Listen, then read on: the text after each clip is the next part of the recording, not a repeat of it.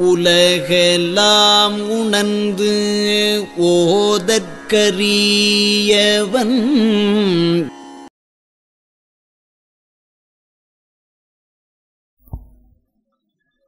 நாடிப்புலங்கள் உழுவார்க்கரமும் நய உரைகள் தேடிக் கொளிக்கும் கவிவாணர் நாவும்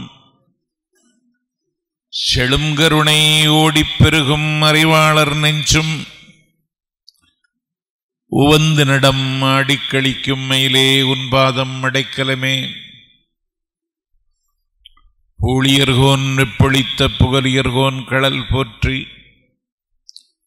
ஆளிமிசை கண்மிதப்பின் அணைந்த பிரானடி போற்றி வாழி திருநாவலூர் வந்தொண்டற்பதம் போற்றி ஊழிமெலி திருவாத ஊரர் திருத்தாள் போற்றி உலகலாம் உணர்ந்தோதற்கரியவன் நிலவுலாவிய நீர்மெலி வேணியன் அலகில் சோதியன் அம்பலத்தாடுவான் மலர்ச்சிலம்படி வாழ்த்தி வணங்குவாம் கைமேற்கடிபிடைத்து கருணை மழை பொழிந்து மைவார் குளர்கன்னி மனம்போர் கவிகுதித்து நெய் வாசகமாக நிறைந்த சபை மணக்கச் செய்வாயே. என்னை சீராட்டும் செந்தமிழே ஒல்கா பெரும்புகளை உன்னால் யான் பெற்றுவர உனக்கு நல்ல மகன் வணக்கம். திருத்தொண்டர் மாக்கதையின் ஞான வேள்வியின் 11வது நாள் அமர்விற்கு எப்போதும் போல் தப்பாது தலைமை தாங்கி இருக்கின்ற 63 நாயன்மார் அறக்கட்டளையின் தலைவரும் செப்பேட்டு திருமேனி திருக்கோவிலை நிர்மாணிப்பதற்கு பல்லாற்றானும் கடமையாற்றி வருகின்ற கர்மயோகியுமான ஆருயிர் நண்பர் சங்கரன் அவர்களே, இந்த நிகழ்வில் கலந்து கொண்டு சிறப்பிப்பதற்காகவே தலைநகர் சென்னையில் இருந்து வந்திருக்கின்ற பாடல் பெற்ற திருத்தலம் திருவேற்காட்டின் நகர்மன்ற உறுப்பினர் நளினி குருநாதன் அவர்களே, முன்னிலை ஏற்றிருக்கின்ற இசை வேளாளர் அறக்கட்டளையின் தலைவர் உமா மகேஸ்வரி அவர்களே, இசை வேளாளர் சங்கத்தின் பொருளாளர் கணேசன் அவர்களே, வரவேற்புரை வழங்கியிருக்கின்ற 63 நாயன்மார் அறக்கட்டளை தொடங்கியிருக்கிற இந்த மகத்தான வேள்விக்கு வானமும் சிறகுமாக இருக்கின்ற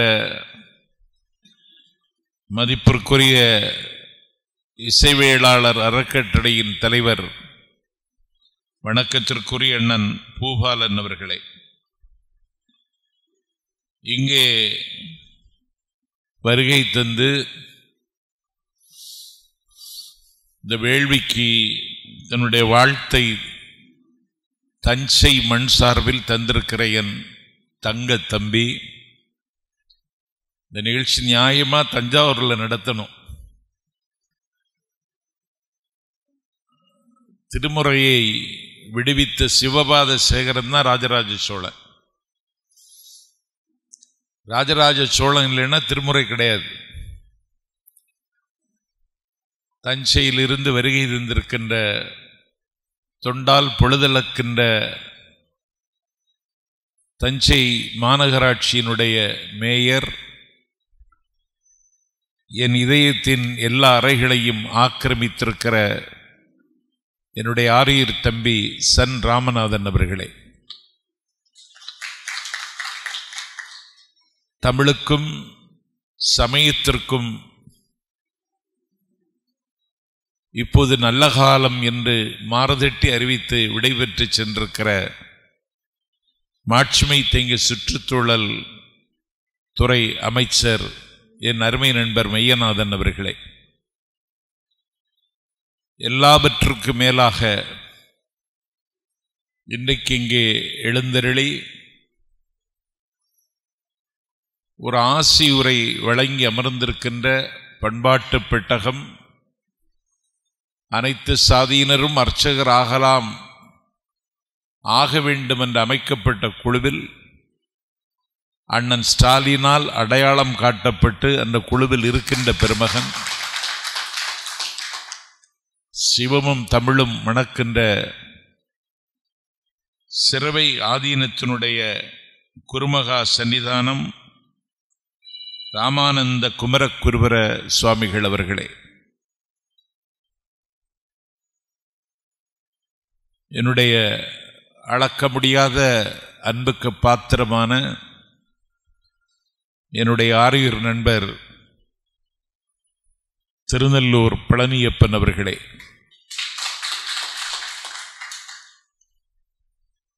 செப்பேட்டு திருமேனி கோவில் பொய்யாமணி என்கிற இடங்களி நாயனாரின் கொற்றமும் தபிசும் இருந்த இடத்தில் இன்றைக்கு நிர்மாணிப்பதற்கு நிலம் தந்த கொடையாளர், வானம் தவறினாலும் வாய்த்த குலமகளிர் தன் மானம் தவறினாலும் கொடை தவறாத பண்பாளர் ஐயா கம்பம் நாராயணசாமி பிள்ளை அவர்களே, நன்றி உரை ஆற்ற காத்திருக்கின்ற மணிபாப் அவர்களே, எளியவன் எனக்கு பொற்களி வழங்கியிருக்கின்ற நவதானிய மண்டிக்கடை உரிமையாளர்களே, எல்லாவற்றுக்கும் மேலாக சென்னையிலிருந்து இன்றைக்கு வருகை தந்து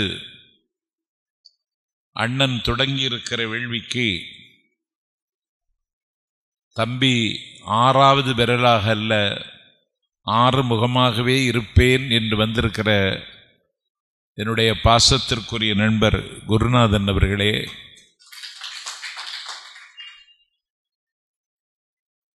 நண்பர் அசோகன் அவர்களே, தம்பி சிவகுமார் அவர்களே, அரங்கம் நிறைய அமர்ந்திருக்கின்ற மெய்யன்பர்களே வணக்கம்.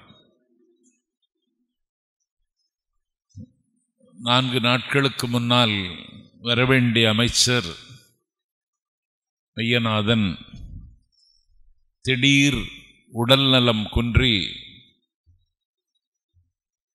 ஓடிக்கொண்டிருக்கிற தொடர் வண்டியிலிருந்தே இறங்கி சிகிச்சைக்காக அனுமதிக்கப்பட்டார். அன்று அவர் வராத நிலையில் கோடிட்ட இடத்தை இட்டு நிரப்ப வேண்டும் என்கிற நிலையில் இன்றைக்கு இங்கே வந்து வாழ்த்தி இருக்கின்றார்கள். என்னுடைய ஆரியூர் தம்பி நெஞ்சை எள்ளும் தஞ்சை நகரம் கண்டிருக்கின்ற மேயர் இங்கே வந்து வாழ்த்தி இருக்கிறார். அமைச்சர் மெய்யநாதன் போன உடனே அவரோடு வந்த அடியார்களெல்லாம் போய்விட்டார்கள். நீ ராமநாதன் போனாலும் நான் இன்னும் ஒரு ஆபத்தை எதிர்கொள்ள வேண்டியது வரும் என்பதை நான் உணராமல் இல்லை. குருமகா சன்னிதானம் சொல்லுகிறார்கள் 1 மணி நேரம் காலதாமதம் ஆயிற்று என்று. எப்படியோ இந்த ஊரில் எப்படி சிக்கிக்கொண்டாய் என்று தம்பி ராமநாதன் கேட்கிறார். ஊழ்வினை உறுத்து வந்து ஊட்டும் என்று சிலப்பதிகாரத்திலே இளங்கோவடிகள் சொல்லுகிறார்கள். கடந்த ஜனவரியிலிருந்து கேட்டுக்கொண்டிருக்கிறார். வரணும் வரணும், எங்கே நடத்த போறீங்கன்னு கேட்டேன். விராலிமலைன்னு சொன்னார். இந்த விராலிமலை திருமறையை பேசுவதற்கு உகந்த இடம்தானா அப்படின்னு அவர்கிட்ட கேட்டால் அதெல்லாம் பார்த்துக்கிடலாம் அப்படின்னு சொன்னார். ஆனால் திருமறையை பேசுவதற்கு உகந்த இடமாக இதுவரைக்கும் அமையாத விராலிமலை இனிமேல் திருமறை பேசுவதற்கு உகந்த இடம் விராலிமலை தான் என்று நாளை கருத வேண்டிய அளவிற்கு இன்னைக்கு ஒரு அடிக்கல்லை போட்டிருக்கிறோம். அவ்வளவுதான். ഒരു നെറിയ മനം வைத்து உணர் ஞானசம்பந்தன்னு நேற்றுக்கு ஞானசம்பந்த பெருமானை பற்றி பேசி அதை நான் விளக்குவதற்கு முற்பட்டு நேற்றுக்கு நான் தடுமாறினேன், தத்தளித்தேன். இன்றைக்கு மிகப்பெரிய புரட்சியாளர் திருநாவுக்கரசு நாயனாரை பற்றி பேச போறேன். எல்லாம் அல்ல எம்பெருமானாலே பட்டம் சூட்டப்பட்டவர் திருநாவுக்கரசர். ஞானசம்பந்த பெருமானால் அப்பர் என்று ஆராதிக்கப்பட்டவர் திருநாவுக்கரசர். அவர் குறித்து பேசுவதற்கு நிறைய செய்திகள். கொஞ்சம் அரசியலில் ஈடுபாடு உள்ளவர்களுக்கு அப்பர் சுவாமிகளை பற்றி பேசினால் கொஞ்சம் தித்திப்பாகத்தான் இருக்கும். ஏன்னா ஏகாதிபத்தியத்தின் கன்னத்தில் 7ஆம் நூற்றாண்டில் அறைந்தவருடைய பெயர் திருநாவுக்கரசர். பல்லவ மாமன்னன் அடக்குமுறையை கட்டவிழ்த்து விட்ட பொழுது 5 எழுத்து மந்திரத்தை உச்சரித்து அதை துணிந்து எதிர்கொண்டவர் திருநாவுக்கரசர். சாத்திரம்பல பேசும் ஷளக்கர்கள் நீங்கள் கோத்திரமும் குலமும் கொண்டு என்சிவீர் என்று 7வது நூற்றாண்டிலேயே இந்த நாட்டில் சிந்தித்தவர் திருநாவுக்கரசர். அவர் திருமுனைப்பாடி என்கின்ற தொண்டை நாட்டில் திருமுனைப்பாடியில் புகழனாருக்கும் மாதினியாருக்கும் மகனாக பிறந்தவர். அவருக்கு புகழனாருக்கும் மாதினியாருக்கும் முதலில் மகள்தான் பிறந்தாள். மகள் பெயர் திலகவதி. தமிழில் பெயர் வைக்க தெரிய பெயர் வைக்கணும் மாதினின்னு பேர். யாருக்கு அப்பா அம்மா பேரு? திருநாவுக்கரசர் அம்மா பேரு மாதினி. இனிமேல் வீட்டில் பெண் குழந்தைகள் பிறந்தால் மாதினி, மேதினி உங்களை கொண்டாடும். அந்த மாதினி புகழனார் தம்பதிகளுக்கு திலகவதி பிறந்தார். திலகவதி பிறந்து சில ஆண்டுகளிலே திருநாவுக்கரசர் அவதாரம் செய்தார். 8 வீரட்டத்தலங்களில் ஒன்றான திருவதிகைதான் அவர்கள் பிறந்த ஊர். மாதினியும் புகழனாரும் ஒருவரை தொடர்ந்து ஒருவர் காலம் எய்திவிட்டார்கள். புகழனாரும் மாதினியும் இருக்கும் பொழுதே திலகவதிக்கு 12 வயசு. மனம் பேசி முடித்து விட்டார்கள். மாப்பிள்ளை யார் என்றால் கலிப்பகை, மிகப்பெரிய போர் வீரன். சோழவள நாட்டின் மானம் காப்பதற்கு வடபுலம் வரைக்கும் வாளேந்தி சென்ற மகத்தான வீரன் கலிப்பகை. புகழனார் முதலில் மறைந்தார். அதற்கு பிறகு மாதினி மறைந்தார்.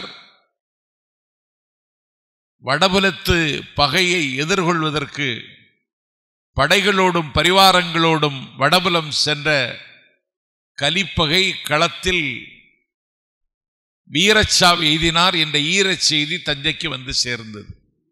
திருமுனைப்பாட்டி நாட்டுக்கு வந்து சேர்ந்தது. திருமணம் பேசி நிச்சயிக்கப்பட்டு விட்டது. தந்தையும் இல்லை, தாயும் இல்லை. அந்த குடும்பம் நடுத்தெருவில் நின்றதைப் போல தவிக்கிறது. திலகவதியார் சொன்னார், எனக்கென்று பேசி முடிக்கப்பட்டவர் கலிப்பகை. அவர் இன்றைக்கு இல்லை. அவர்தான் என்னுடைய கணவர். அவர் இல்லாவிட்டாலும் இனிமேல் இன்னொருவரை மணந்து கொள்ளக்கூடிய நிலையில் நான் இல்லை. என்னுடைய வாழ்க்கை துறந்து விடுகிறேன் என்று திலகவதியார் வாழ்க்கை துறந்து விட்டார். இன்னைக்கு நடக்குமான்னு பாருங்க.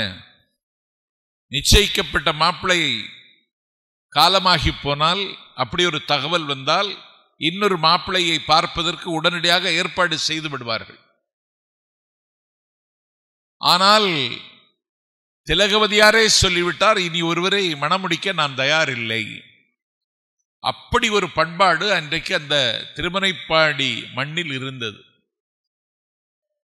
நான் உயிர் துறந்து விடுவேன் என்று சொல்லிவிட்டார். அவர் உயிர் துறந்து விட்டார் கலிப்பகை. அவரை பின்பற்றி நானும் உயிர் துறந்து விடுகிறேன் என்று அறிவித்தார் திலகவதியார்.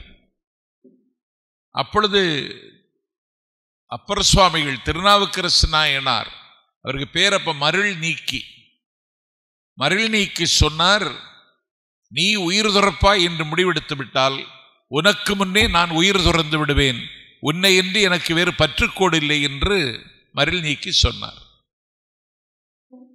சேக்கிழார் பெருமான் சொல்லுகிறார், தம்பியர் மீது வைத்த தயவு காரணமாக, உடன் பிறந்த தம்பியின் மீது வைத்திருக்கிற தயவு காரணமாக உயிர் வாழ வேண்டும் என்று முடிவெடுத்தார் திலகவதி. இன்றைக்கு அண்ணன் தம்பி உறவுகள், அக்கா தங்கை உறவுகள் எல்லாம் எப்படி இருக்கிறது என்று நமக்கே தெரியும். நிச்சயிக்கப்பட்ட கணவன் காலமாகி போனதற்கு பிறகு ஒரு தம்பி இருக்கிறானே என்று அவனுக்காக உயிர் வாழ்வதற்கு முடிவெடுத்தார். அதிகாலை சூரியோதயத்திற்கு முன்னால் எழுந்து திருக்கோவிலை சுத்தம் செய்து அலகிட்டு மெழுகி நந்தவனம் சென்று மலர்கள் பறித்து அதை மாலையாக்கி திருவதிகை பெருமானுக்கு அணிவிப்பதை வழக்கமாக கொண்டிருந்தார். எப்போதும் திருநீறு பூசி ஒரு சிவதீட்சை பெற்ற அடியாரை போல திலகவதி வாழ்ந்து வந்தார். சரி, அப்பா இல்லை, அம்மா இல்லை, அக்காவுக்கு இப்படி ஒரு நிலைமை ஏற்பட்டு போச்சு, என்ன வாழ்க்கை அப்படின்னு சொல்லிட்டு ஒரு விதமான துறவு மனப்பான்மைக்கு மருள் நீக்கி ஆளாகிவிட்டார். செல்வங்களை எல்லாம் வாரி வாரி கொடுக்க ஆரம்பிச்சிட்டார். திருப்பணிகள் செய்தது போக சமூக பணி செய்தார். இன்னருங்கனி சோலைகள் செய்தல், இனிய நீர்த்தன் சுனைகளை ஏற்றல், அன்னசத்திரம் 1000 வைத்தல், ஆலயம் 10,000 நாட்டல், பின்னருள்ள தர்மங்கள் யாவும் பெயர் விளங்கி ஒளிர நிறுத்தல் என்று சொல்லி பட்டியலிடுகிறான் பாரதி. அந்த வேலையெல்லாம் அப்பொழுதே மருள் நீக்கி திருவதிகையில் செய்கிறார். அவருடைய துறவு மனப்பான்மைக்கு ஏற்ற சமயமாக அன்றைக்கு சமண சமயம் இருந்தது. ஒரு பற்றற்ற அவருடைய மனநிலைக்கு உற்ற சமயமாக அவர் சமணத்தை தேர்ந்தெடுத்தார். சமணர்கள் அவரை கொண்டாடினார்கள். இன்றைக்கு இருக்கிற பீகாரில் இருக்கிற பாட்னா, அன்றைக்கு அதனுடைய பெயர் பாடலிபுத்திரம். பாடலிபுத்திரம் வரைக்கும் சமணர்கள் அவரை அழைத்து சென்றார்கள். பாடலிபுத்திரத்தில் போய் சமணர்களுடைய உள்ளங்களையெல்லாம் கொள்ளை கொண்டு அவர்களை ஆற்றுப்படுத்தி அவர்களுக்கு தலைமை தாங்கி பாடலிபுத்தில் இருக்கக்கூடிய சமணர்கள் அவருக்கு தர்மசேனர் என்ற பட்டம் கொடுத்தார்கள். சமண உலகத்திலேயே திருவதிகை என்கிற திருத்தலத்தில் பிறந்த திலகவதியின் தம்பி தர்மசேனர் என்று பட்டம் பெற்றார். ஆனால் தினசரி திருவதிகை திருக்கோவிலுக்கு சென்று அலகிட்டு மெழுகி எம்பெருமானை கண்ணார கண்டு கைகுவித்து வணங்குகிற பொழுது, என்னை ஆட்கொண்டதைப் போல என்னுடைய தம்பியையும் ஆட்கொள் என்றுதான் திலகவதியார் தினசரி எம்பெருமான் இடத்திலே முறையிடுவார். ஒரு நாள் திலகவதியின் கனவில் எம்பெருமான் வந்து, ஏற்கனவே போன பிறவியில் அவன் முனிவனாக இருந்து தவம் செய்திருக்கிறான், அந்த தகுதியின் அடிப்படையில் அவனை ஆட்கொள்ள நான் முடிவெடுத்து விட்டேன், சூலை நோய் அவனுக்கு கொடுக்க போகிறேன், சூலை நோய் கொடுத்து அவனை ஆட்கொள்ளப் போகிறேன் என்று சொல்லி திலகவதியார் கனவில் வந்து எம்பெருமான் சொன்னான். பாடலிபுத்திரத்தில் இருக்கிறார், அவருக்கு சூலை நோய் வந்துவிட்டது. வயிற்றில் வருகிற வியாதி அது. அனலும் கனலும் கொதிக்கிறது வயிற்றில். 1000 பாம்புகள் ஒன்று சேர்ந்து கொத்துவது மாதிரி துடிக்கிறார். அப்போது தனக்கு உணவு சமைக்கிறவன், உணவை ஊட்டுகிறவன், தனக்கு உற்றுளி உதவுகிறவன் அவனிடத்திலே சொல்லி, நீ திருவதிகை சென்று என்னுடைய தமக்கை திலகவதியாரை இன்றைக்கே சந்தித்து நான் சைவத்தை தழுவப் போகிறேன், அதற்கு வழிகாட்ட வேண்டும் என்று என்னுடைய அக்காவிடத்தில் என்னுடைய விண்ணப்பத்தை தெரிவித்து வா, இன்றைக்கே நீ திரும்ப வேண்டும் என்றும் அந்த ஊட்டுபவனிடத்திலே உதவியாளரிடத்திலே கட்டளையிட்டு அனுப்பி வைக்கிறார். உதவியாளர் போறார். உதவியாளர் போய் திருவதிகை திலகவதி அம்மையாரை சந்தித்து, இப்படி உங்கள் தம்பி விண்ணப்பித்திருக்கிறார், அவருடைய வேண்டுதலை நீங்கள் நிறைவேற்றி தர வேண்டும், நான் இப்பொழுதே திரும்ப போகிறேன் என்று சொன்ன பொழுது திலகவதிக்கு வைராக்கியத்தை பாருங்க. என் தம்பிக்கு என்னானாலும் சரி, நான் அந்த சமணர்களினுடைய பள்ளிக்கு வர தயாராக இல்லை என்பதை அவன் அறிவிச்சிருங்கன்ட்டாங்க. சமணர் பள்ளிக்கு நான் வரமாட்டேன், எனக்கு அது உடன்பாடு இல்லை, நான் இங்கதான் இருப்பேன் அப்படின்னு சொல்லி அந்த ஊட்டுபவன் அவர்கள் சமண் பள்ளிக்கு அவர்கள் வர தயாராக இல்லை என்று சொல்லிவிட்டார்கள் என்று சொன்ன உடனே குண்டிகையை தூக்கி தூர எறிந்து, மயில்பேலியை தூக்கி வீசி எறிந்து, அந்த சமண ஆச்சாரங்களை எல்லாம் கண்மூடி கண்பதற்குள் துறந்து விடியற்காலை வருவதற்கு முன்னாலேயே வெள்ளிய ஆடை உடுத்தி திலகவதியாரை வந்து சந்தித்து அவருடைய காலடியில் விழுந்து வணங்கினார் மருள் நீக்கியார். உடனே அவனுக்கு திருநூறு பூசி பஞ்சாட்சர மஞ்சரத்தை சொல்லி அன்றைக்கு அவனை திலகவதியார் திருக்கோவிலுக்கு அழைத்து செல்லுகிறார். இவனுக்கு வயிற்று வலி. அன்னைக்கே வயிற்று வலி கூற்றாயினவாறு விலக்ககலீர், கொடுமை பல செய்தன நான் அறியேன், ஏற்றாயடிக்கே இரவும் பகலும் துடிக்கிறார். துடக்கி முடக்கிட அப்படின்னு அந்த வைத்தியர் எப்படி இருக்கும், துடக்கி முடக்கிடன்னு சொல்றாரு.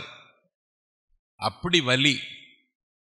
என்னை ஆட்கொண்டனையேன்னு சொல்லிட்டு கண்ணீர் சிந்தி எம்பெருமானுக்கு நன்றி தெரிவித்து திருக்கோவில்ல வழிபட்டு விட்டு அவர் வருகிறார். சமணர்களுக்கு பயங்கரமான கோபம், ஆத்திரம். அவனுக்கு ஆத்திரத்துக்கு காரணம்னா சமணருடைய சாம்ராஜ்யம், அப்பர் சுவாமிகள் சைவத்தை தழுவினால் சமணர்கள் சாம்ராஜ்யம் சரிந்து விடும் என்று அவன் அச்சப்பட்டான். ஏன்னா அதற்கு தூணாகவும் இருந்தார், வேறாகவும் இருந்தார். தூணே இடம் மாறிவிட்டது, வேறே இடம் பெயர்ந்து விட்டது. இனிமேல் நமக்கு பெரிய ஆபத்து இருக்கிறது, நம்முடைய கொடி இங்கே இனிமேல் பறக்க வாய்ப்பில்லை, எதையாவது செய்துடுவார்னு சொல்லி மன்னனிடத்தில் போய் சொல்லி, சும்மா திலகவதியார் கூப்பிட்டார்னு சொல்லி போயிட்டான். வயிற்று வலின்னு சொல்லி பொய் சொல்றான், நாடகம் நடிக்கிறான். திலகவதியார் இதனால தீந்ததுன்னு சொல்றான். நாங்க இங்க குண்டிகை வச்சு மருந்து கொடுத்தோம், மயில்பேலியை எடுத்து நீவினோம், எல்லா மந்திர தந்திரங்களையும் சொல்லி பார்த்தா அவனுக்கு வயிற்று வலி தீரல. வயிற்று வலி தீரலைன்னு சொன்னான்னு சொன்னா வயிற்று வலி வந்ததுன்னு நடிச்சான், பொய் சொன்னான்.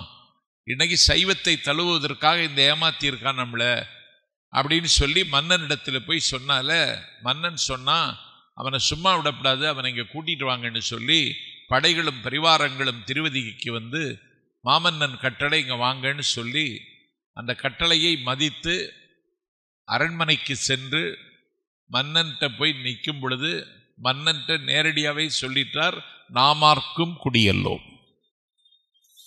உலகத்தில் ஏகாதிபத்தியத்தை எதிர்ப்பவர்கள் எல்லோரும் பின்பற்ற வேண்டியது நாமார்க்கும் குடியல்லோம், நமனை அஞ்சோம், நடலை அல்லோம், நரகத்தில் இடர்படோம், ஏமாப்போம், பிடியறியோம், என்னாலும் இன்பமே துன்பமில்லை என்று எக்கால முரசு மன்னனுக்கு முன்னால கொட்டுகிறார். மன்னன் நிலை குறைகிறான். அவனுடைய நெஞ்சில் நிலநடுக்கம் ஏற்படுகிறது. சங்கரனுக்கு அடிபணிவோமை தவிர உனக்கு அடிபணிய மாட்டேன் அப்படின்னு சொல்லிட்டு வருகிறார். இனி இவனை என்ன செய்யலாம்? எல்லாரும் யோசிக்கிறான். மன்னன்னு சொல்றான், இனி இவனை என்ன செய்யலாம்? அதுக்கு அவன் ஒத்து வரலையே, என்ன செய்யலாம்? சுண்ணாம்பு நீற்றறையில போட்டுடலாம். சுண்ணாம்பு நீற்றறைன்னா அன்னைக்கு இருந்த காலத்தில் அதுதான் பெரிய தண்டனை. சுண்ணாம்பு நீற்றறையில் போட்டா உடல் எல்லாம் வெந்துடும், பாளமாக வெடிச்சிரும். சுண்ணாம்பு நீற்றறையில அவன் உயிர் திறந்துருவான் அப்படின்னு சொல்லி சுண்ணாம்பு நீற்றறையில தூக்கி போட்டாங்க. 7 நாள் பொறுத்து சுண்ணாம்பு நீற்றறையை மன்னன் திறக்கச் சொன்னான். சுண்ணாம்பு நீற்றறையை திறந்து பார்த்தால் சுண்ணாம்போடு செத்து சுண்ணாம்பாகி இருப்பான் என்று கருதப்பட்ட மருள் நீக்கியார், கூற்றாயினவாறு விளக்குகளீர் கொடுமை பல செய்தன நான் அறியேன், ஏற்றாய் அடிக்கே இரவும் பகலும் என்ற பதிகத்தை கேட்ட மாத்திரத்தில் எம்பெருமானிடத்திலிருந்து நாவுக்கரசர் என்ற பட்டம் பெற்ற அப்பரடிகள் சுண்ணாம்பு நீற்றறையில அப்படி ஒரு கதாநாயகனை போல காட்சி தருகிறார். பொன்னை போல் மின்னுகிறார், பூவை போல் மலர்ந்திருக்கிறார். அங்க இருந்துட்டு சொல்லுகிறார், 7 நாளைக்கு சுண்ணாம்பு நீற்றில் இருந்ததுக்கு பிறகு இந்த இடம் எப்படி இருந்தது தெரியுமா எனக்கு? மாசில் வீணையும் மாலை மதியமும் வீசு தெண்டலும் வீங்கிள வேனிலும் மூசு வண்டரை பொய்கையும் போன்றதே ஈசன் எந்தன் இணையடி நிழலேன்னு பாடினார். மாசில் வீணை, குற்றமில்லாத வீணை. அந்த வீணையினுடைய இசை கேட்பது மாதிரி இருந்துச்சு எனக்கு. வீணையினுடைய இசை கேட்டாதான் தெரியும். ஏஎஸ்பி ஐயர்னு ஒரு ஹைகோர்ட் ஜட்ஜ் இருந்தார். அவர் சொன்னார், 2 மணி நேரம் ஒரு இடத்துல நான் உட்கார்ந்து இருக்கணுமானா நான் விசாரித்த வழக்குக்கு தீர்ப்பு எழுதுவதற்கு 2 மணி நேரம் உட்கார்ந்திருப்பேன். இல்லாவிட்டால் வீணையின் நாதம் கேட்க உட்கார்ந்திருப்பேன். இல்லாவிட்டால் எம்எஸ் சுப்புலட்சுமியின் கானகோகிலத்தின் கச்சேரி கேட்க என்னால் 2 மணி நேரம் உட்கார்ந்திருப்பேன். அந்த மாசில்லாத வீணை மாலை மதியம்னா அந்தி வருவதற்கு முன்னால இருக்கிற அந்த வெயில், அதான் விட்டமின் டி. அந்த வெயில் அது ஒரு சுகமா இருக்கும். மாலை வெயில், வசந்த காலம், இளவேனில் காலம்னா வசந்த காலம். என்னை நான் ஒரு பொய்கையில் இருந்தது மாதிரி, ஆம்பல் மலர், குவளை மலர், தாமரை மலர் பூத்து குலுங்கக்கூடிய ஒரு பொய்கையில் இருந்தது மாதிரி எனக்கு ஒரு உணர்வு இருந்தது. மாசில் வீணை மாலை மதியம் வீசு தெண்டல் வீங்கிள வேனில் மூசு வண்டரை பொய்கையும் கொண்டதே. அந்த சுண்ணாம்பு நீற்றறை இருந்ததுன்னு சொன்னால அவர்களுக்கு மீண்டும் அதிர்ச்சி. அப்ப என்ன செய்யலாம்? பால் சோறுல விஷத்தை வச்சு கொடுத்துடலாம் அப்படின்னு சொல்லி பால் சோறிலே விடம் வைத்து கொடுத்தார்கள். அந்த பால் சோறை சாப்பிட்டார். விடம் அவரை ஒன்றும் செய்யவில்லை. அந்த சோறை அவருக்கு அமுதமாகிவிட்டது. இனிமேல் என்ன செய்யலாம் அப்படின்னு பார்த்து அவரை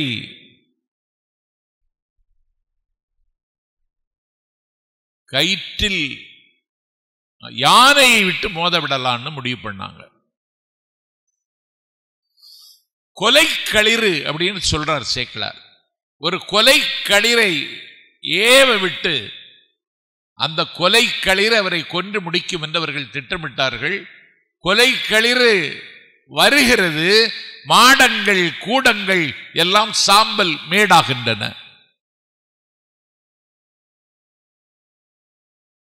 அது வருகிற இடத்தில் எல்லா இடங்களையும் சூறையாடிவிட்டு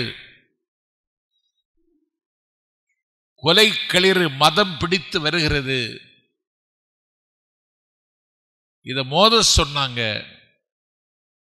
ஆனால் அந்த யானை திருநாவுக்கரசருக்கு எந்த ஆபத்தையும் விளைவிக்காமல் திருநாவுக்கரசரை சுற்றி வந்து வணங்கி திருநாவுக்கரசருடைய திருவடி தொட்டு யானை அங்கிருந்து கிளம்பிவிட்டது. கிளம்பினது மட்டும் இல்லை, அந்த பாகனை கொன்றது. சமணர்களை கொன்று பழி தீர்த்தது யானை.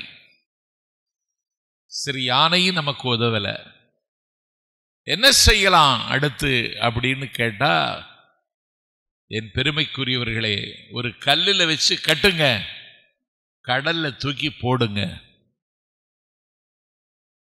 கல்லில் வைத்து கட்டினால் கடல்ல தாந்துருவாரு, அதோடு அவருக்கு கதை முடிஞ்சிடும்னு சொல்லி கல்லில் வைத்து கட்டி கயிறு வைத்து கட்டி கடலில் தூக்கி போட்டார்கள். அவருக்கு கயிறு அருந்தது, அந்த கல்லே அவருக்கு தெப்பமாயிற்று. கல்லே தண்ணீரில் மிதக்குமா? அப்பர் நினைத்தால் மிதக்கும். அதனாலதான் அவருக்கு அப்பர்னு பேர். நம்மெல்லாம் லோயர், அவர் அப்பர். கல்லே மிதந்தது. கல் என்ன செய்தது? அலை தாலாட்டி தாலாட்டி திருப்பாதிரிப்புலியூர் கடலூர் அங்க கொண்டு போய் அவரை கரை சேர்த்தது. திருப்பாதிரிப்புலியூர்ல போய் சொல்லுகிறார், கற்றுணை பூட்டி என்னை ஒரு கடலிற் பாய்ச்சினும் நற்றுணையாவது நமசிவாயுமேன்னு சொல்லி ஐந்தெழுத்து மந்திரத்தினுடைய மகிமையை சொல்லி கோவில்ல போய் புழுவாய் பிறக்கினும், அடுத்த பிறவில புழுவாதான் பிறக்கணும்னு விதி இருந்தாலும் உன்னை மறக்காமல் இருக்க எனக்கு வரந்தர வேண்டும். புழுவாய் பிறக்கினும் புண்ணியா உன்னடி என் மனத்தை வலுவாதிருக்க வரந்தர வேண்டும் என்று திருப்பாதிலியூர் எம்பெருமானை சேவித்துவிட்டு அவர் சீர்காழி பிள்ளை சம்பந்த பெருமானை சந்திக்கணும்னு சொல்லிட்டு சீர்காழிக்கு போகிறார். சீர்காழிக்கு போகிற போது வழிநெடுக வரவேற்பு. சைவம் தழைப்பதற்கு, வல்லாதிக்கத்தை வீழ்த்துவதற்கு, சிவனறி நின்று நிலைப்பதற்கு ஒரு மிகப்பெரிய ஆயுதம் கிடைத்தது மாதிரி சைவத்தை சார்ந்திருப்பவர்களுக்கு ஒரு நம்பிக்கை, ஒரு மகிழ்ச்சி, ஒரு பெருமிதம், வரவேற்பு கொடுத்து ஞானசம்பந்த பெருமானை அங்கே போய் பார்த்தார். அவருக்கு 9 வயசு, இவருக்கு 90 வயசு. ஏணி வைத்தால் 8வது வயது. ஞானசம்பந்த பெருமான் அவரை எதிர்கொண்டு வரவேற்று தோணியப்பரை தரிசிக்க வைத்து, அதற்கு பிறகு அங்கிருந்து புறப்பட்டு திருவாரூர் சென்று ஒரு பாட்டு பாடுங்கள் என்று அவரே இவரிடத்தில் கேட்க, திருவாதிரையை மையமாக வைத்து அங்கே ஒரு பாடலை பாடுகிறார். அதற்கு பிறகு ஞானசம்பந்தரோடு வைத்திருந்த அந்த உறவு நாளும் வளர, நேற்றைக்கு சொன்னது மாதிரி திருமறைக்காடு என்கிற வேதாரண்யத்திற்கு இருவரும் போகிறார்கள். அங்கே பூட்டப்பட்டிருந்த கதவை பாடி திறந்தார் திருநாவுக்கரசர். அரைக்கதவை மூடுவதற்கு ஞானசம்பந்தர் பாடினார். அப்படி பாடிக்கொண்டு வருகிறார்கள்.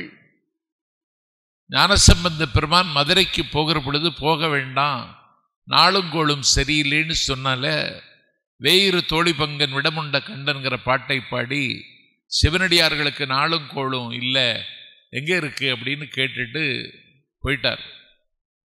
ஞானசம்பந்தர் மதுரைக்கு போயிட்டார். இவர் வர்றார். இவர்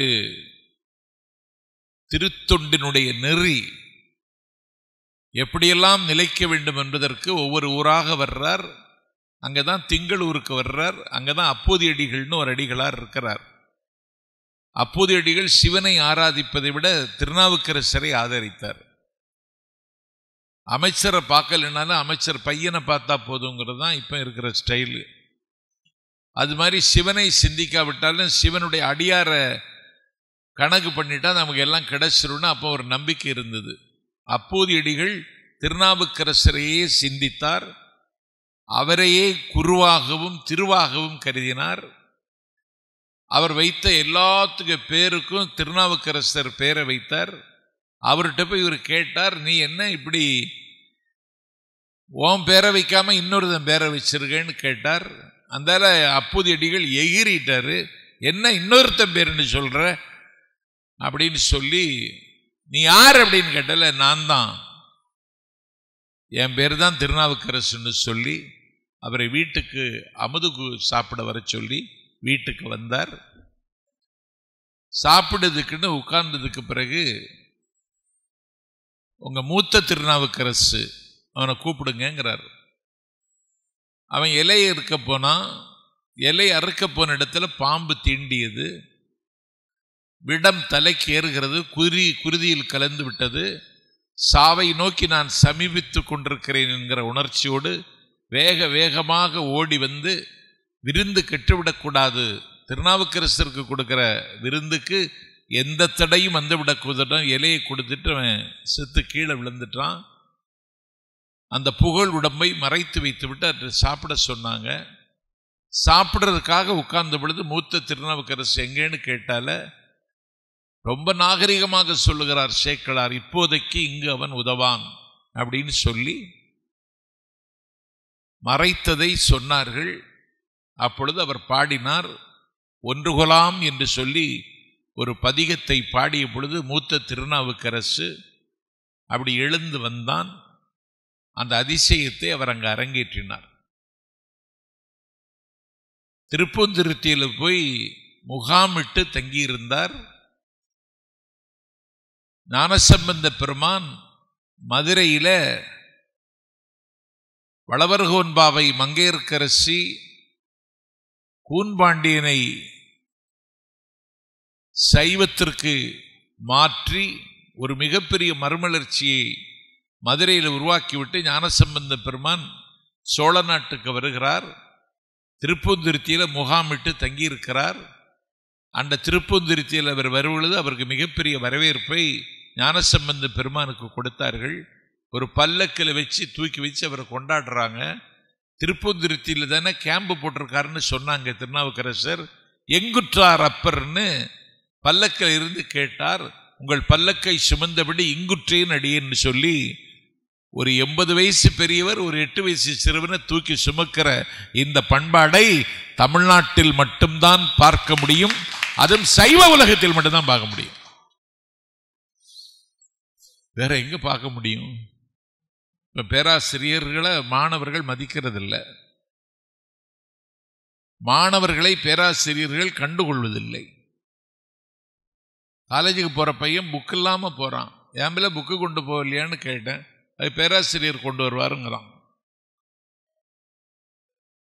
மாணவர்களுக்குள்ள இப்ப அங்கங்கே அடிதடி கலகம் தகராறு நடக்குது. ஏன்னா இந்த மண் மரத்து போய்விட்டது மட்டுமல்ல, மகரந்த சேர்க்கை செய்வதற்கான மனம் மாணவர்களுக்கு வரல. ஒரு தங்கை ஒரு அக்கா கணவன் காலமாகிவிட்டான் என்று செய்தி வந்ததற்கு பிறகு இன்னொருவரை கல்யாணம் செய்து கொள்ள வேண்டும் என்று நினைக்காமல் அவருக்கென்று நிச்சயிக்கப்பட்ட நான் அவர் இல்லையா நானும் இருக்க மாட்டேன்னு சொல்லி உயிர் துறக்க முடிவெடுக்கிறார்.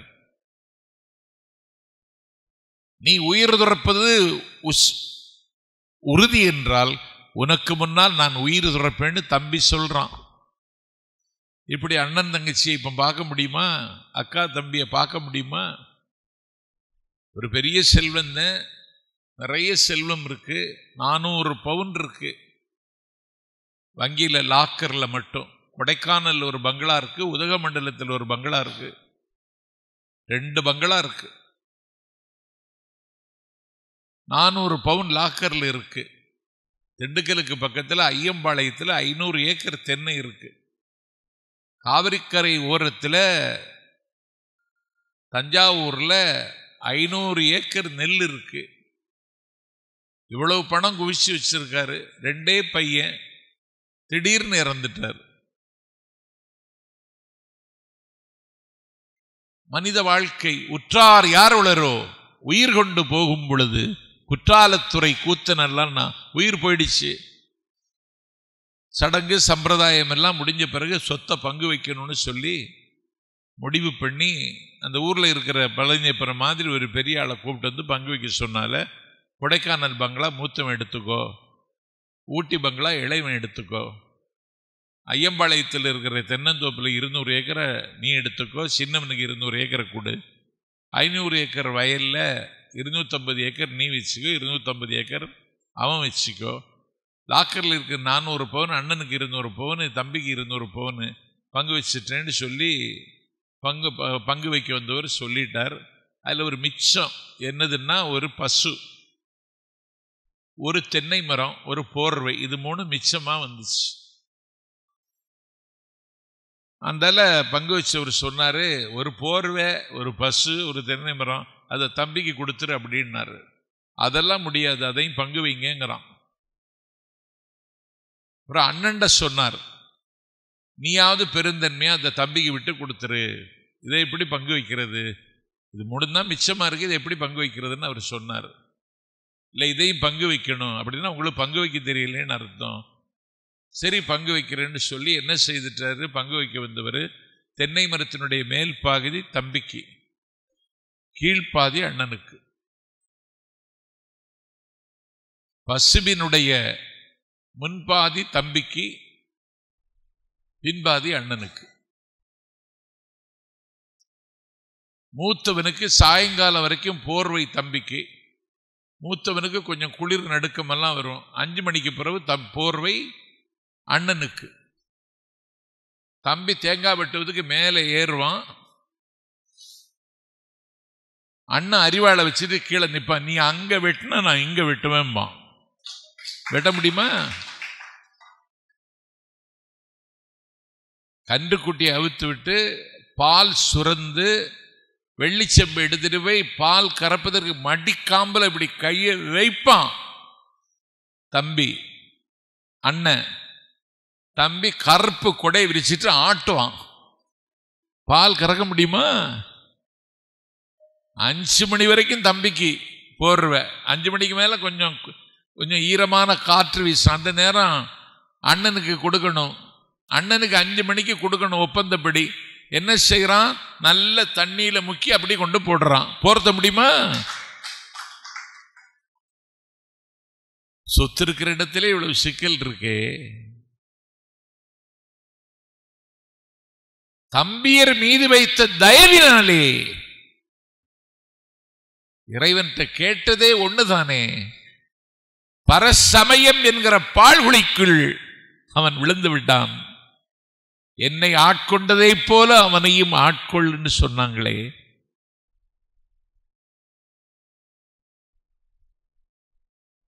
எல்லாவற்றையும் இழப்பதற்கு அவர் தயாராக இருந்தாரே.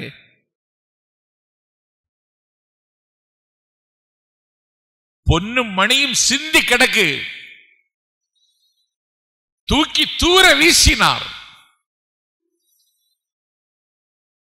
பொன்னும் மணியும் வேண்டாம், துறவிக்கிறதுக்கு அப்படின்னு தூக்கி வீசினார். அரம்பையர்கள் வந்து ஆடுகிறார்கள் அவர்கிட்ட வந்து நின்று. சேக்கிழார் சொல்றாரு, ஆடுவார் பாடுவார் கூடுவார் நீடுவார் எல்லாம் பண்றாங்க இளம் பெண்கள். அவர் பார்க்கவே இல்லை. இன்னைக்கெல்லாம் ஆடுனா மடாதிபதியும் சேர்ந்து ஆடுவார். பேசாம இருக்கார். இக்னோர், இன்சல்ட், அவமதிக்கிறார், போங்கிறார். திருவாரூர் பிரானுக்கு இல்லாமல் நான் யாருக்கும் நான் இல்லை அப்படின்னு பொன்னும் மணியையும் தூக்கி தூர வீசி ஆடல் நங்கையரை அலட்சியப்படுத்தி எம்பிரான் மீது இடையறாத பற்று கொண்டு முதிர்ந்த நிலையிலும் எல்லா திருக்கோவில்களிலும் போய் உளவார பணி செய்கிறார். தூய்மை இந்தியான்னு ஒரு திட்டம் இருக்கு. ஆனா அன்னைக்கே இதை தொடங்கி வச்சவர் திருநாவுக்கரசர். கோவிலை சுத்தமாக அவரே உழவ கருவியெல்லாம் எடுத்துட்டு போவார். புல்ல அகற்றுவார், சுவருக்கு இடையில முளைக்கிற செடியை அகற்றுவார், கோவிலை பூரா பெருக்குவார், சுத்தம் செய்வார். அக்காவும் செய்தார்கள், தம்பியும் செய்தார்கள். இறைவன் மீது தீராத காதல் கொண்டு சைவம் என்று சொல்லக்கூடிய சமயம் தழைப்பதற்கு ஒரு ஏகாதிபத்தியத்தை எதிர்த்து புரட்சி செய்து இந்த மண்ணில் அவர் நிலைநாட்டினார். அவர் வாழ்ந்த காலத்தில் அவருக்கு அவ்வளவு பெரிய மரியாதை. கொண்ட கொள்கையில் உறுதியாக இருக்கணும், கொண்ட கொள்கையில் உறுதியாக இருக்கணும்னு சொல்கிறாங்களே, உலக வரலாற்றில் கொண்ட கொள்கையில் உறுதியாக இருக்க வேண்டும் என்று கருதுகிற எல்லாருக்கும் வழிகாட்டி திருநாவுக்கரசர் தான். யானையை விட்டு மோத விட்டா என்ன செய்கிறது? சரின்றோம். அமலாக்கத்துறை வந்துட்டா என்ன, அவ்வளவுதான், உங்க கூட வந்துடுறேன்றோம். சிபிஐ நெருக்கடி தந்தா என்ன, அவ்வளவுதான், போதும்னு விட்டுறோம். யானையை மோத விட்ட பிறகு விலகல. கடலில் கல்லோடு சேர்த்து கட்டி வைத்த பொழுது விலகல. என் பெருமைக்குரியவர்களே, உணவில் நெஞ்சிட்டு கொடுத்த பொழுது விலகல. திருநீற்றறையில் தூக்கி போட்ட பொழுது கூட விலகல. அப்பொழுதும் பஞ்சாக்கர மந்திரத்தை ஓதிக்கொண்டு இது என்னை காப்பாற்றும் என்று நம்பிக்கையோடு இருந்தார். ஆசா பாசத்துக்கு அடிபணியல. நகுயன் ராய் அப்படின்னு ஒரு வியட்நாம் வீரன். வியட்நாம் ஒரு சின்னஞ்சிறிய பட்டுப்பூச்சிகளின் பிரதேசம். பெண்ணம்பெரிய அமெரிக்க ஏகாதிபத்தியம் அந்த சின்னஞ்சிறிய பட்டு பிரதேசத்தை, பட்டுப்பூச்சிகளின் பிரதேசத்தை விழுங்க துடிக்கிறது.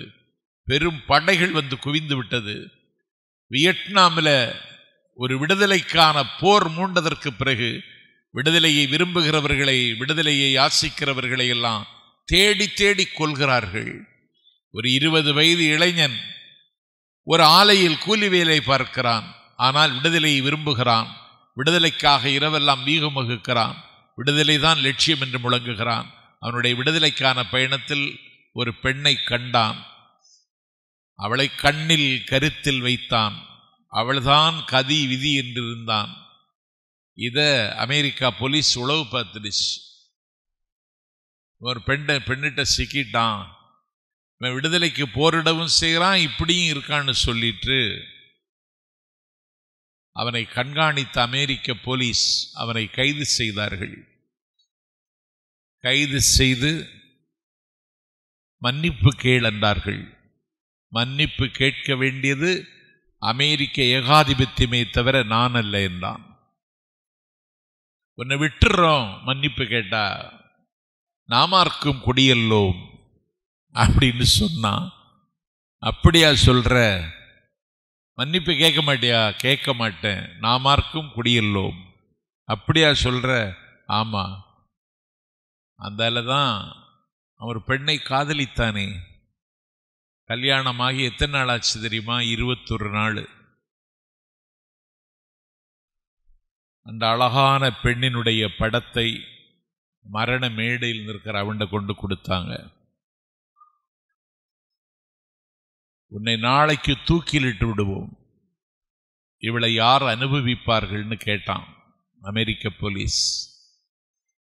மரண மேடையில் நின்று கொண்டு சொன்னான், என் அழகான காதலியின் நிலவு தோற்கிற முகத்தை காட்டி என்னுடைய விடுதலையிலிருந்து என்னை அந்நியப்படுத்துவதற்கு நீங்கள் திட்டமிடுகிறீர்கள். அப்போது அவன் சொன்னான், என்னுடைய அழகிய காதலியின் முகத்தை விட என் நாட்டின் விடுதலை பெரிதென்று மரண மேடையில் சொன்னா. கல்யாணமாகி 21 நாள் தான் ஆச்சு. சுட்டு கொல்லுவதற்கு தீர்மானித்த பொழுது அவன் சொன்னான், கண்களை கட்ட போனான்.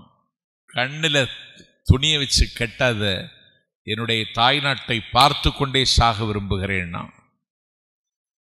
சுட்டு கொன்ன போற பொழுது சொன்னா, என்ன ஒரு நாயை சுடுவது மாதிரி சுடாதீங்கன்னு சொல்லி சட்ட பட்டனை கலத்தி மார்பை காட்டி சுடப்பட்டு இறந்தான். அவனுடைய பெயர் நகுயன் ராய். நகுயன் ராயாக இருந்தாலும், இந்த நாட்டின் விடுதலைக்கு பாடுபட்ட எந்த தேசபக்தனாக இருந்தாலும், உலகத்தில் விடுதலை விரும்பிகள் எங்கே இருந்தாலும், எல்லா விடுதலை விரும்பிகளும் மேற்கொள்ள வேண்டிய சூளுரைக்கும் வைராக்கியத்திற்கும் 7வது நூற்றாண்டில் வாசல் திறந்து வைத்தவர் அப்பர் அப்பர் அப்பர். திருஞான சம்பந்தருடைய பாசுரத்தை படிக்கிற பொழுது நமக்கு ஒரு விதமான நம்பிக்கை வரும். ஆலால சுந்தரர் பாசுரத்தை படிக்கிற பொழுது நமக்கு ஒரு சுகம் கிடைக்கும். ஆனால் திருநாவுக்கரசு நாயனாருடைய பாசுரத்தை படிக்கிற பொழுது எதையும் இழக்க தயார் என்கிற ஒரு சத்தியாவேசம் என்கிற இடத்துக்கு அந்த பாசுரம் நம்மை கொண்டு வந்து சேர்க்கும். அப்படிப்பட்ட பாசுரங்களை எல்லா திருக்கோவில்களிலும் அருளி செய்து ஒரு நூற்றாண்டு காலம் பெரும் பகுதியை சைவம் தலைப்பதற்காக தன்னை அர்ப்பணித்து, எல்லாவிதமான ஈகங்களுக்கு நான் தயாராக இருக்கிறேன் என்று சொல்லி, நீ என்ன கண்டுகிடலையா அப்படின்னு கேட்டு, எண்ணுகேன் என் சொல்லி எண்ணுகேனோ அப்படின்னு சொல்லி அவருடைய அங்கமாலையில படிக்கிற பொழுது, நீங்க அங்கமாலை படிச்சுட்டு ஒரு பயணம் போனா எந்த ஆபத்தும் வராது.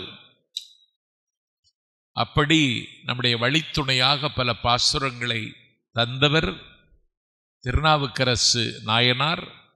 அப்பர் என்றவரை சம்பந்தர் கொண்டாடினார். நாவுக்கரசர் என்று மருள் நீக்கிக்கு எம்பெருமானை பட்டம் கொடுத்தார். ஒரு சாம்ராஜ்யத்தில் ஒரு வல்லாதிக்கத்தை எதிர்த்து உளவாரப் பணி செய்து சிவமும் தமிழும் தலைக்க இந்த நாட்டில் பாடுபட்டார். அவர் சிவனடி எய்துவதற்கு முன்னால எம்பெருமானுடைய அருள் பெற்று அந்த பெண்ணாடம், தூங்கானை மாடம் இருக்கிற கோவிலில் சென்று, நான் சமண சமயத்தில் இருந்துட்டேன், எனக்கு அது ஒரு மிகப்பெரிய குறையா இருக்கு, நீ உன்னுடைய இடபத்தை திரிசூலத்தை எனக்கு உடம்புல நீ குத்தணும்னு சொல்லி எம்பெருமானிடத்தில் கேட்டார். ஒரு சிவகணம் வந்து அவருடைய உடம்புல திரிசூலத்தையும் இடபத்தையும் பொறித்தார். திருவீழிமிழலை என்கிற திருத்தலத்துக்கு வருகிற பொழுது சம்பந்தரும் வருகிறார், திருநாவுக்கரசரும் வருகிறார். வானம் வறண்டது, மிகப்பெரிய பஞ்சம் ஏற்படுகிறது, மக்கள் தொல்லைப்படுகிறார்கள். திருவீழிமிழலை பெருமானிடத்தில் போய் கேட்டால, நீங்க 2 பேரும் அந்த பாதிக்கப்பட்ட மக்களுக்கு பக்கத்துணையாக இருங்கள், உங்களுக்கு திருக்கோவிலில் மேற்புறத்திலும் கிழக்கு புறத்திலையும் படிக்காசு வைப்பேன்னு சொல்லி படிக்காசு வைத்தார். அங்க படிக்காசு வைக்கிற பொழுது திருநாவுக்கரசருடைய படிக்காசுல காலை உணவு, மதிய உணவு, இரவு உணவுன்னு சொல்லி 3 நேரமும் அன்னதானம் ஜோரா நடந்துட்டு இருக்கு.